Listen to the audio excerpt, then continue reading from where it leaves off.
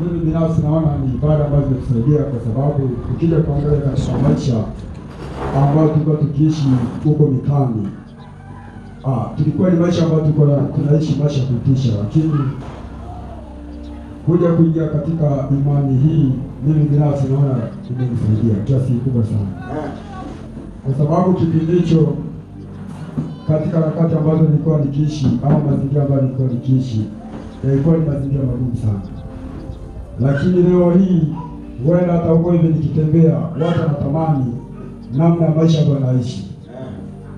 Kuna wengi hata huko na kufanya kazi wanajua kabisa, nikipita ama nikienda kule ofisini wanajua kwamba huyu ni mtumishi wa Mungu. Na mimi pia huwa sio mtu wa kujificha.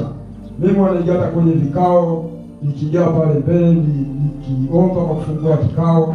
Kwa hiyo mimi sio mtu wa kujificha. Kwa hiyo kijumla naona kwamba ibada hizi zimetusaidia. Nikija kuangalia kwamba katika maisha ambayo nilikuwa nikiishi kipindi cha nyuma na sasa hivi, nasema kwamba imani siwezi kuacha nayo, na ndio maana nakuwa na harakati, huwa tunaenda kuhubiri. Tunaenda kuhubiri hata katika kwenye mtandao, tunakaa tunatoa kilipu. Ni kwa sababu kama tunavyofundishwa na baba wetu hapa hivi Heritage anasema kwamba imani usiwe na Mungu wako unamjua wewe mwenyewe binafsi. Imani watu wakujue popote pale ukienda, popote pale ukitembea, watu wakujue wewe ni nani, kwa sababu kama wewe ni nuru, ina maana wewe ni nuru, inatakiwa uangaze. Na kila mmoja kujue. Na ndio maana mimi hata nikiingia kule napofanyia kazi, majirani, watu walionizunguka pale wengi wananijua. Mimi sio mtu wa kujificha. Na ndio maana mimi nikienda kuhubiri huwa siendi kuhubiri sehemu ya mbali. Kwanza naanzia pale napofanyia kazi. Na wengi wao wakiwa wanasema kwamba hivi jamani, ifikie kipindi tujue kwamba kweli Mungu yupo. Hivi huyu mtu namjua huyu. Nilikuwa sio mtu wa kujificha. Kwa hiyo watu wengi walikuwa wananijua. Wanasema kwamba hivi huyu mnapomwona leo hii anakuja kuhubiri watu hapa hivi, hivi mnamkumbuka? Na ukija kuangalia kwamba maisha ambayo nilikuwa nikiishi yalikuwa sio maisha mazuri. Mimi nilikuwa ni mtu ambaye nilikuwa nalewa sana. Nilikuwa nikipata pesa, nilikuwa nalipwa mshahara milioni 3 na kitano milioni 4, lakini hizo nilikuwa nikizipata mimi nalikuta niko baa. Na ndani ya siku 2-3 ile imeisha, nimerudi nyumbani sina tanauli. Kwa hiyo ni maisha fulani ambayo nilikuwa naishi, ni maisha ambayo ni magumu sana. Hata ambayo wazazi wangu walikuwa kiniona walikuwa wafurahishi na maisha. Lakini leo hii huwa namwambia baba wangu, namwambia mzee, hebu mtafute Mungu. Hayo maisha ambayo mnaishi mnakotaka, hayo mimi kwa kweli sifurahishi nayo. Lakini hata baba anasema kwamba ni kweli, huwa najaribu kusimulia watu, wanasema kweli Mungu yupo. Kwa sababu kuna kipindi nishawahi kwenda nyumbani kule. Maisha ambayo nilikuwa naishi Dar es Salaam hapa hivi, nilipoenda kule nyumbani ni maisha ambayo sikwenda kwa kujificha. Nikaanza kuonyesha maisha ambayo nilikuwa naishi hapa hivi, maisha ya kuchukua wanawake. Nikaenda tena kuonyesha zile tabia kule. Kwa hiyo mwisho wa siku hata hata ndugu ni wachosha. Lakini leo hiyo wanasema kwamba kweli Mungu yupo. Na pia atakuwa nikiwa nahubiri kwenye mtandao, kumbe watu wengi wanakuwa wanatuona. Hata huko nyumbani wanatuona. Wanasema kweli huyu mtu kweli ameokoka, huyu jinsi tulivyokuwa tunamjua. Kwa hiyo naona mkono wa Mungu upo nasi. Lakini pia ukija kusoma katika kitabu cha Wakorintho wa pili ile sura ya 5 na mstari kama 11 hivi, Biblia inasema kwamba mkiwa ndani ya Kristo mmekuwa kiumbe kipya. Tazama ya zamani yamepita. Sidhani kama nimesoma vizuri, lakini ya kale yamepita. Mimi najua kwamba kama yale maisha ambayo nilikuwa nikiishi maisha ya zamani yale nilishafuta. Kwa hiyo sasa hivi mimi ni kiumbe kipya. Kwa hiyo inatakiwa nianze kutengeneza maisha yangu kuanzia sasa hivi. Na kila mmoja ajue kwamba huyu sio wale jinsi tulivyokuwa tukimzania, huyu sio yule tena. Na ndio maana nikiingia hata kule katika kwenye ofisini, nikikuta watu wana story zao, maana vijana wengi sasa hivi ukikuta napiga story, utakuta nazungumzia masuala ya wanawake. Hamna kingine, masuala ya wanawake, masuala ya kubeti. Mimi nikiingia pale wanasema tumisha Mungu kafika. Kwa hiyo najikuta zile story zote nasitisha.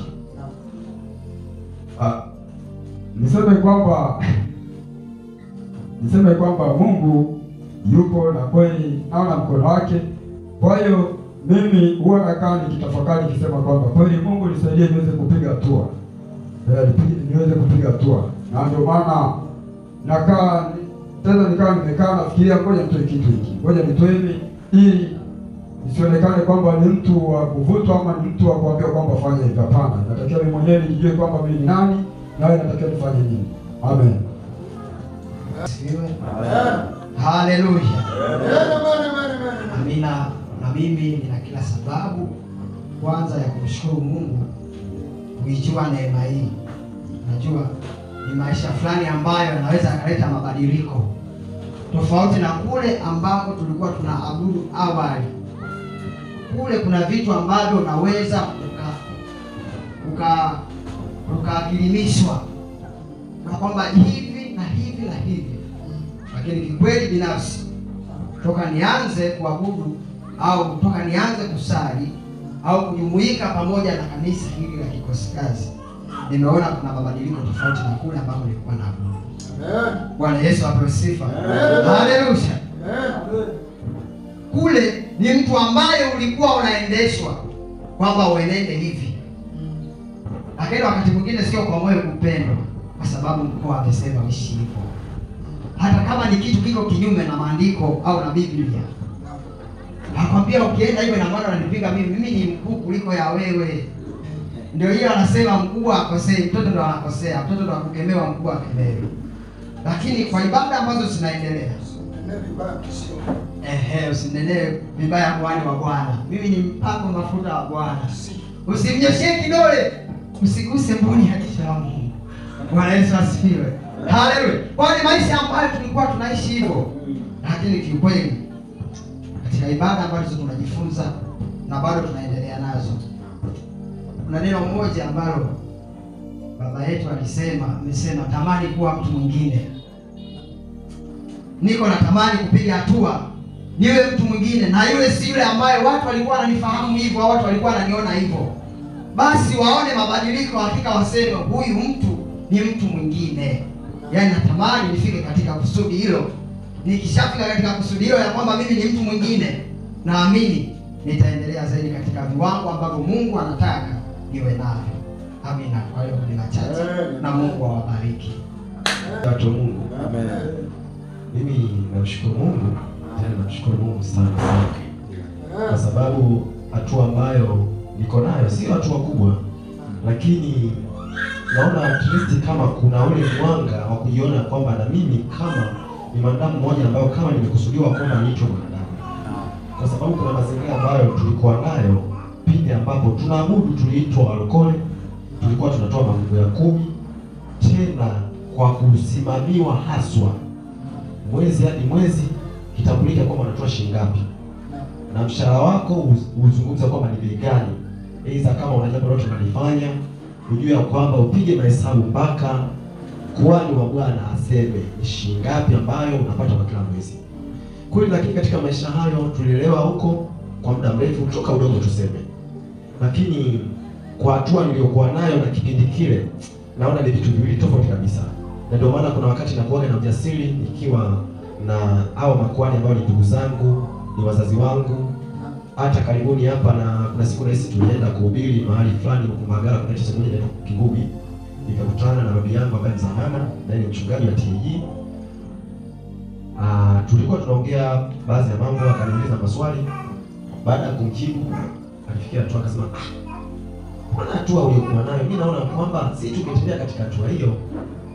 Lakini katika mazingira ambayo nikasema, "Babu, mbona umetulea katika mazingira ya wewe ikiwepo kina baba mdogo wote ni wachungaji na wengine, lakini ngoja tusome maandiko." Tukajaribu kusoma maandiko, mistari naye anatoa maandiko. Akasema, "Biblia si tulikuwa tuifuati hivi, lakini Biblia ilikuwa inatoka twende hivi."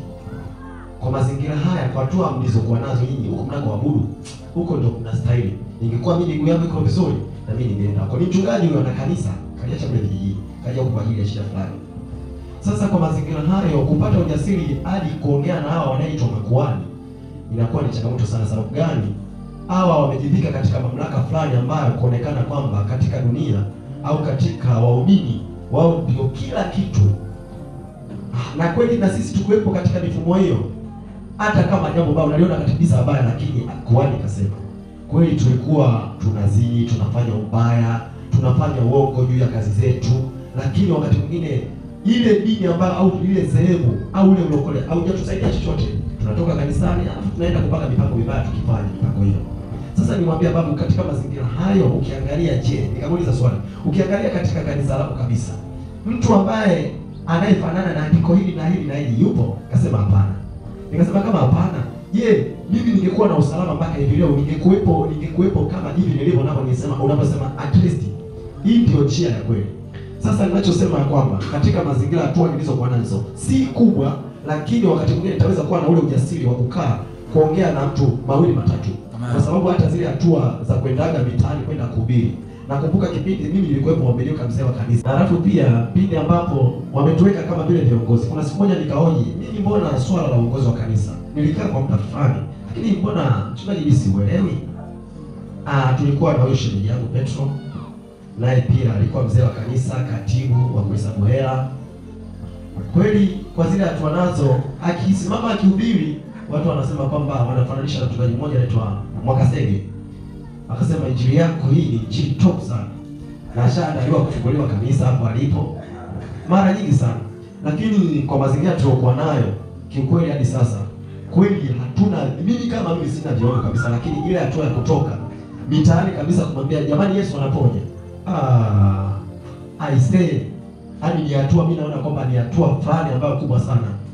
Na kwa hatua hiyo hata leo nikienda mahali popote, nakumbuka hata kuna siku moja nilienda kwenye site yangu moja, nikafika kuna mahali kituo tumeshuka na shemeji yangu moja wa TAG, nikaanza kuhubiri injili. Yeye alikuwa anachukua rekodi, alipoona kwamba ile injili inagusa yeye, hata rekodi hajachukua, kaweka pembeni.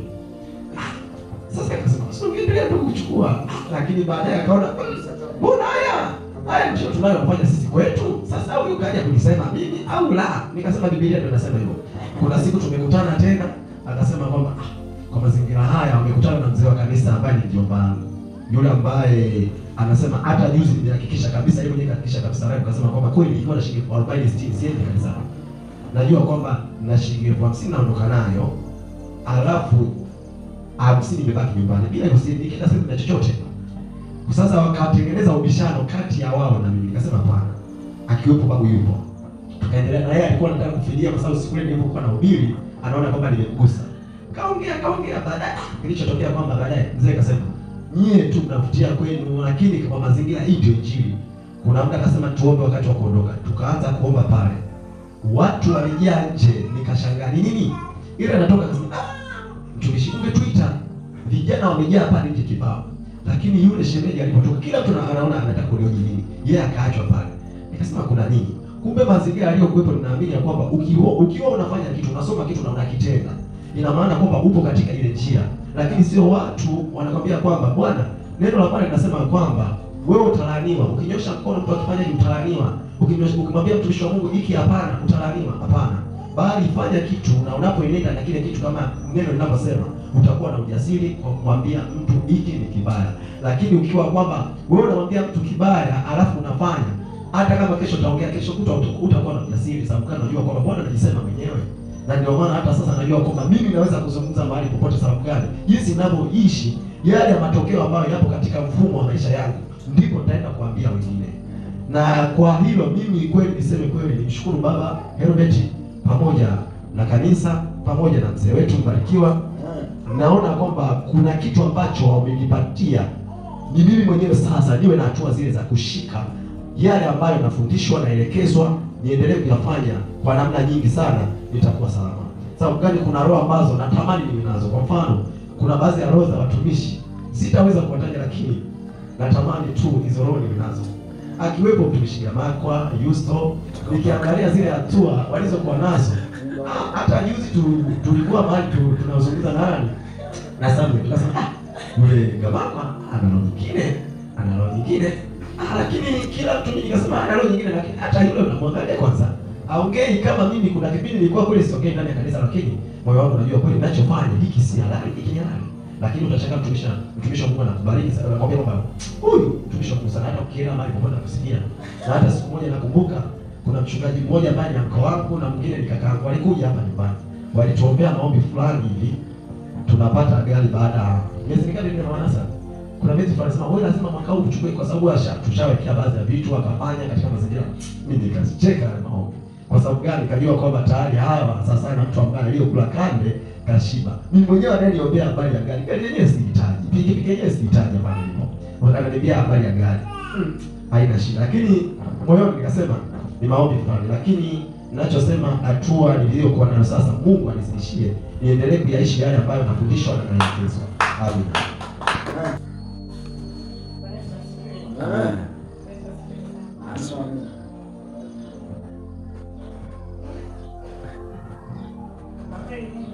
Ndio.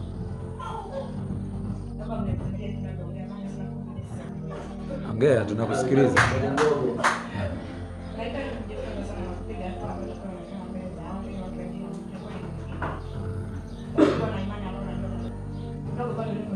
Amezima.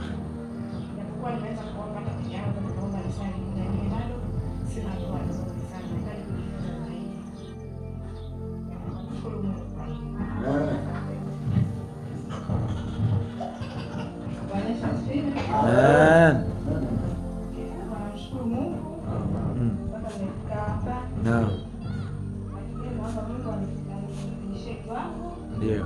Kama navyoona pengine, lakini hajapokuwa siwataji. Hata kutaja sio dhambi. Wataje, sio tulikuwa tuna shida ya kuwataja. Wewe wataje. Kama akiwa wewe mchungaji ujifunze chochote kwa usiwe na shida. Wewe wataje wale ambao unaona. Sababu unaweza kufika pale kanisani kwa yule ni kama unasema niko, lakini mimi naona ni kama yule anapenda tu. Naomba Mungu anishike kama wenzangu, kama kina Elena ndio anapohubiri, natamani hata siku hiyo Elena niambie hivi, natakuwa mwende mkashuhudia, nikasema mimi hata sile naanzia wapi au kuhubiri sile naanzia wapi, nahitaji tu nielekeze kama wewe unavyofanya, ila naomba Mungu anisaidie kwa hiyo. Amen. Mimi namshukuru Mungu kwa neema na kibali alichonipa, lakini kuzungumzia kwenye kiwango, kiukweli bado, na ingawa na jitahidi kidogo, lakini naona bado sijafikia kile kiwango ambacho kinatakiwa. Naomba Mungu anisaidie nifikie pale kiwango.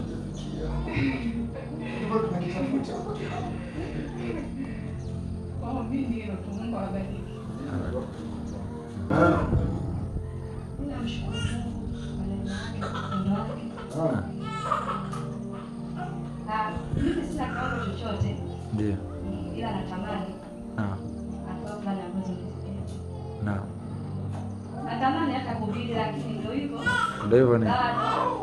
Bado yani hata kwanza kuna siku nimuuliza kaka, sasa nyinyi mnahubiri, kila siku mnahubiri, kwani kwanza mkifika pale mnaanzeje ndio moja kuhubiri? Kwa hiyo ni hivyo tu. Hapo tunatamani niwe nazo, lakini Amen. Mimi namshukuru Mungu. Ndio. Kwa kunaweza nimefikia hapa. Lakini kitu ambacho nakihitaji kwenye maisha yangu, ndio ambacho kile niwe yani najulikana kwa watu kama wewe ni mtu fulani, ni mtumishi wa Mungu. Na viwango vingi ambavyo niendelee, watu wakiniona kweli aseme kweli huyu ni mtumishi wa Mungu. Kwa hiyo mimi naomba Mungu tu niendelee tu nifike viwango zaidi.